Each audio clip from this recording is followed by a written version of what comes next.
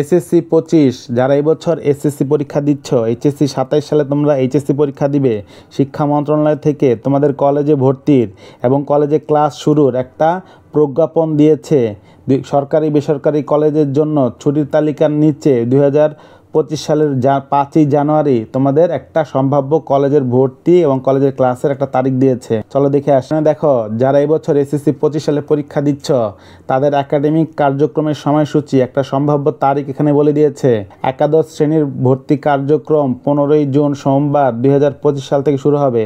অর্থাৎ কলেজের ভর্তি কার্যক্রম শুরু হবে 15ই জুন সোমবার 2025 সাল থেকে।